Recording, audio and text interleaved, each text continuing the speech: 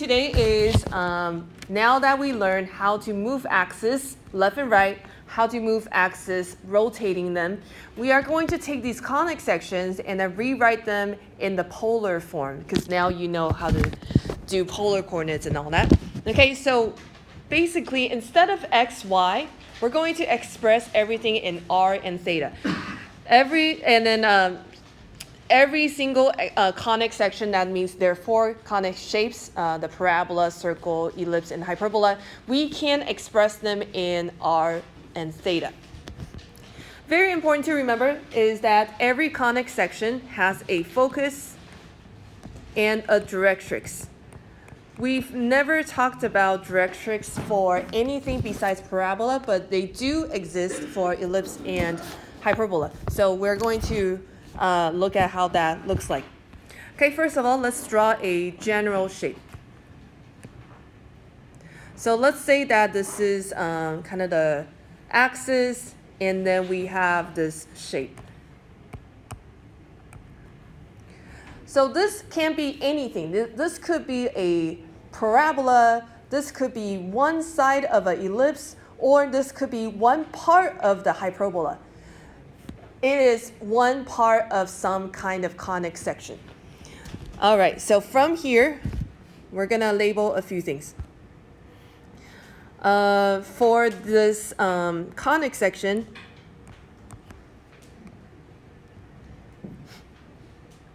when we change our conic section into a polar coordinate, the focus is always the origin.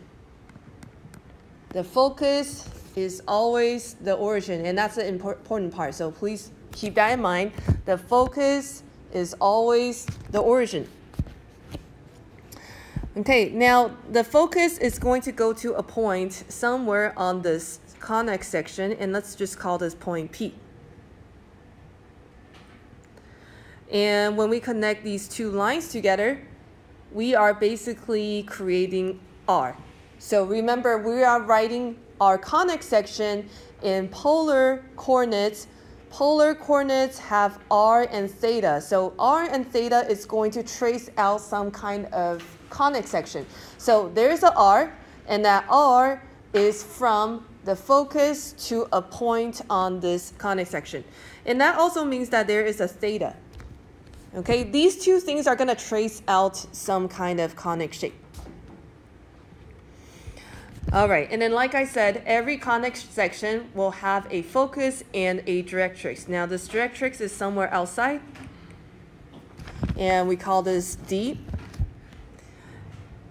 And then let's say that we draw a straight line perpendicular to D, and we have this distance. Okay, so let's talk about a few things. First, eccentricity. Eccentricity is P. Okay, so we're gonna label some of these lines. So you see how I made some points with letters on it. So we're going to call it by the line segment. So for example, from focus to that point P, we're going to call that line PF. And then from P to that directrix, we're going to call that PD. Okay, so just that is the line segment, PF and PD. So E, which is the eccentricity, which is PF over PD.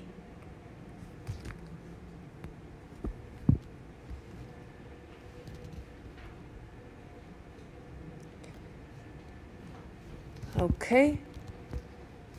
Now, how long is PF? Good. Well, how long is PD? We're not quite sure yet, but we're going to look at some more things. Okay, I'm going to tell you a few more things. So focus is, where is the focus on this? Origin. Okay, very important. The focus is the origin. Now the focus to the directrix has also a special name or a distance. This part, QC? no, it's called K. So this is all in the polar coordinates. So from the focus to directrix is length K. Now you can see that basically the length of PD has to do with K minus this amount, correct?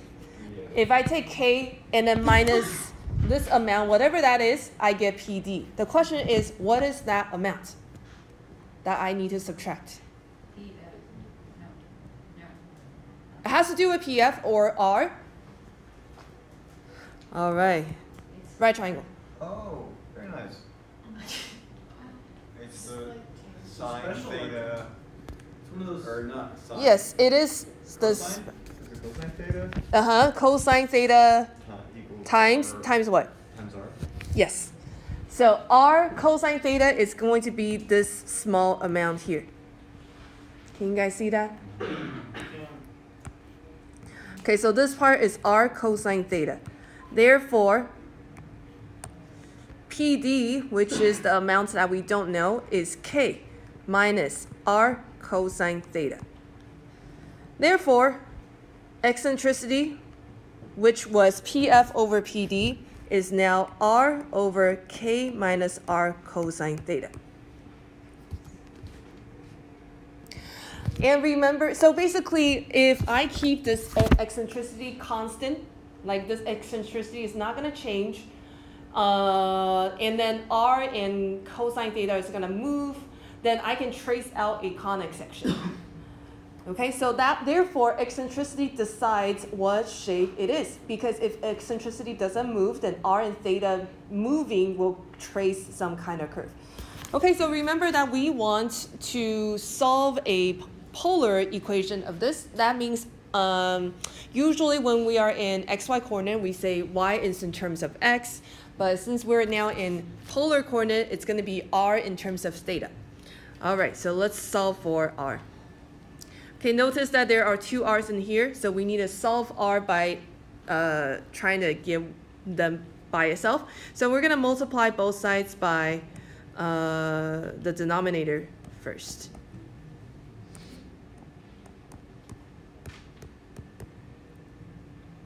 Okay, multiply both sides by the denominator.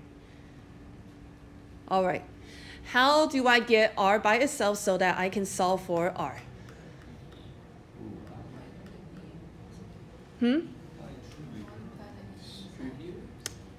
Yep, so we're going to distribute E. So let's do KE. KE minus RE cosine theta. Okay, now what? This is a very essential skill that you need to solve a lot of equations.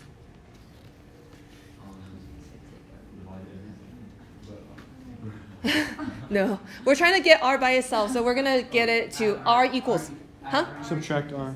I got it. Yes. Good. Yeah. Very nice. Recose. Okay, now what? Take r out. Oh, beautiful. Okay, the last thing, Divide. divide. Okay, so this is a very essential skill whenever you see something you are trying to write in terms of something else, and that thing has multiples of itself, you need to gather it all to one side.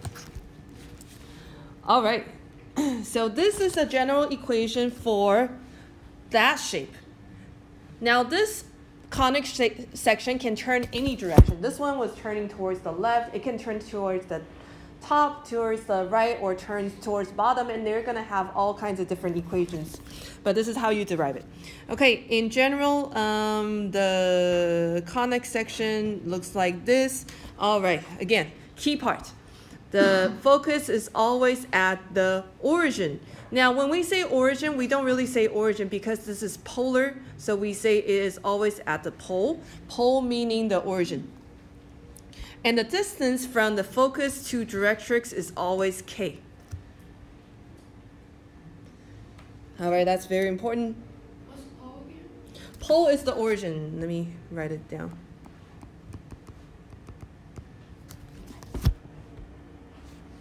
Okay, so take a look at these three shapes. These are the three conic sections that we are going to go through. Notice how the focus is always at the origin and the directrix is always outside. It's just that we can create three different shapes based on that. All right, okay, so let me ask you a few questions to see if you really understand, and then we can give out some candies. Yeah. Okay. So raise your hand if you know the answer. Where is the origin? Okay, Sky? Yes. Okay, let me give you this. Sorry, I should have done underhand. Sorry. Okay, next one. What is the distance between the origin and directrix? Eleanor. Okay. Yes, very good. You get this one. Okay. Is parabola the only one with focus and directrix? No. Yes. No. No. Correct. You had to raise your hand. Okay.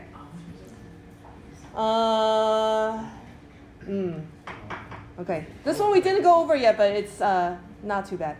How do we check what shape it is? Yes. The what's it called?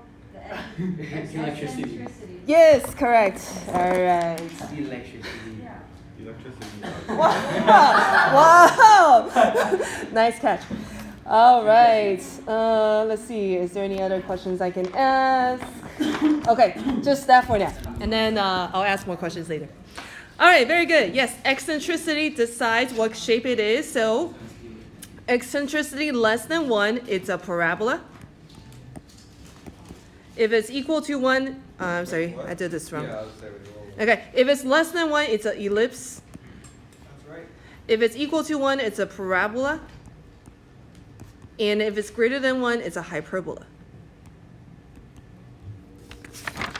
All right, let's go ahead and solve some problems. So remember that this conic section can turn any direction. So we have 4 directions. And these 4 directions are going to have different kinds of equations. So for example, this is the one we did together. We basically kind of derived the formula ourselves. So r is equal to ke over 1 plus e cosine theta. Okay, so that's for this direction. Okay, now if we turn towards the right, this equation is going to be r equals ke over, instead of 1 plus, it's going to be 1 minus e cosine theta. E? Yes. Which means R? No? E.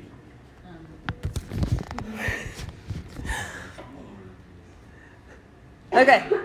If it's going to turn towards the bottom, this is r equals ke over 1 plus e. But this time it's not going to be a cosine, it's going to be a sine. And you can prove it the same way if you had done the whole analysis. Yes? Yes. Okay, last one. If it's pointing towards the top, it's r equals ke over 1 minus e sine theta. So try to memorize them in a way that is easy. So for me, I just tell myself it's where the parabola or that shape is turning. So for example, if it goes left and right, I know that's kind of like cosine because all my cosines are x's, right? So then I'm thinking, oh, left and right is all the cosines. And then if it's turning towards the left, I just tell myself it's opposite sign of what I think it is. If it goes towards the left, I would usually think it's minus, but that formula is a plus. So I just kind of tell myself that. If it turns towards the right, it's an x again, which is cosine, and that's a negative. And the up and downs are signs. If it points towards the bottom, it's a plus. Pointing towards the top, it's a minus. So I just kind of force myself to have some kind of pattern so then I can memorize it. Carissa gave me a thumbs up, so I gave her 2. Okay, let's write an equation. So let's solve some problem. First, eccentricity is 3/5. Directrix is x equals 2. First of all, what shape is it? Ellipse.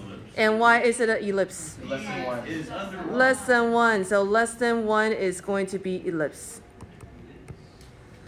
All right. Let's draw this. It's very hard to write an equation if we don't know how it should look like. Directrix is at x equals 2. X equals 2 is this one. Show me with your arms. Which direction is this ellipse going to turn? Like this. That's correct. Why is that? Directrix is like this, so it's gonna be like this, and the focus is the origin. Oh, Yes. This way, couldn't it? We get another. Oh, no. Because the focus is the origin. That's right. The focus is the origin. It has to go inside. The focus has to be inside. Wait.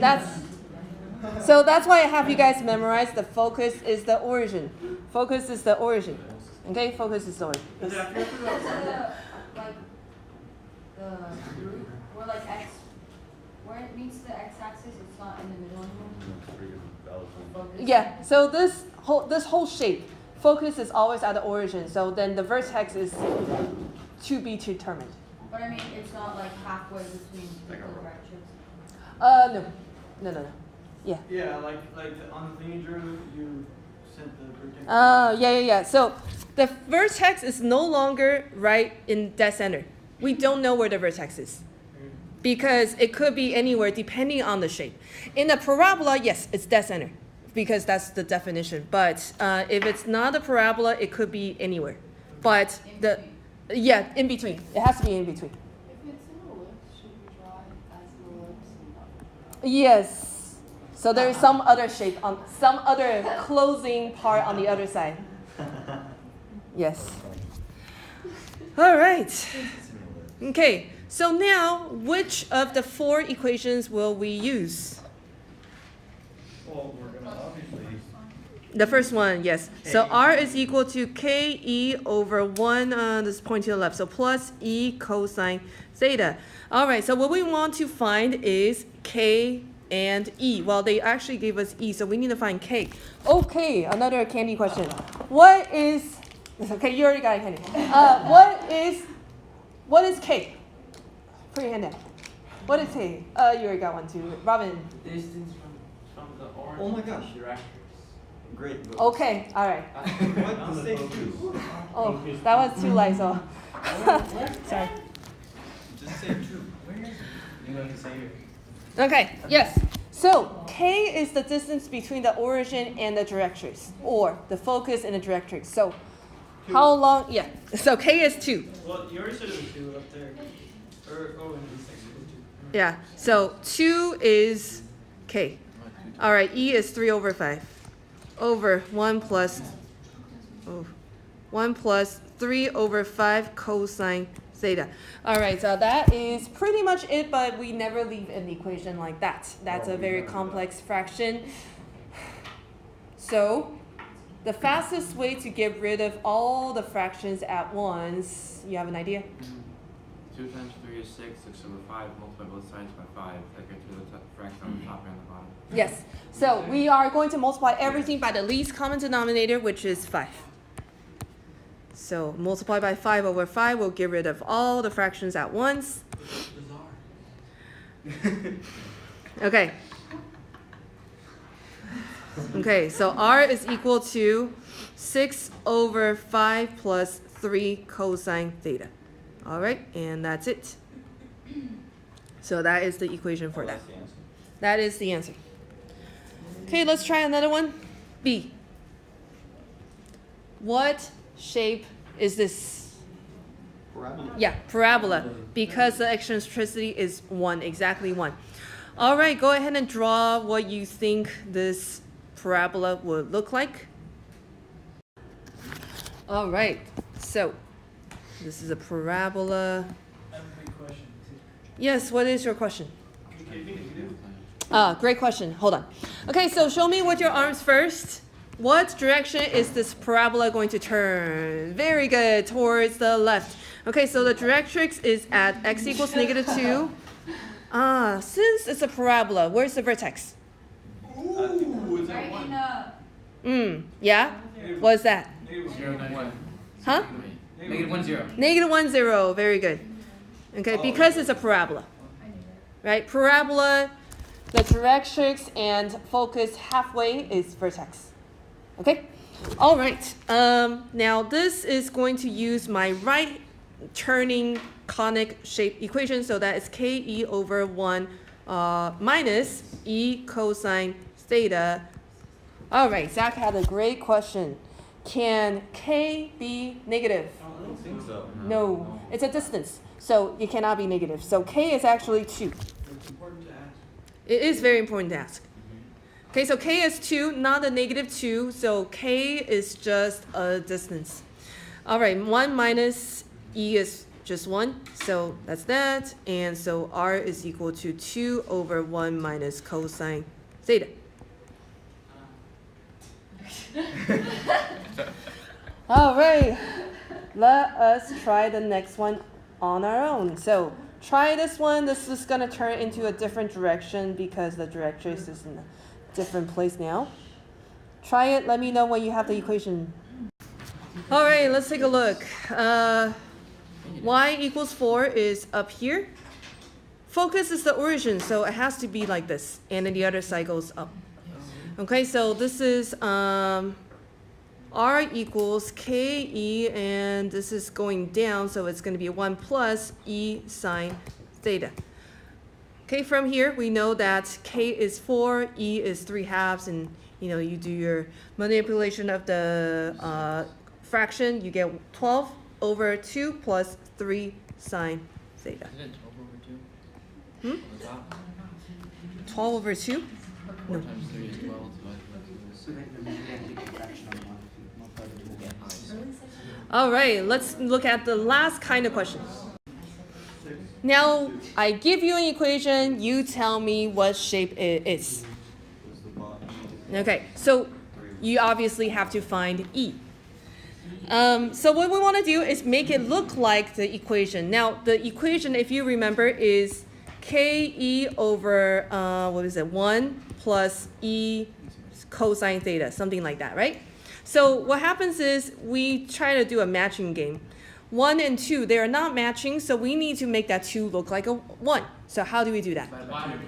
Divide everything by 2. Now, when we divide everything by 2, we divide everything by 2, top and bottom. Okay, so please be careful. So this becomes 3 over 1 plus 3 over 2 cosine theta. Which part of this is E?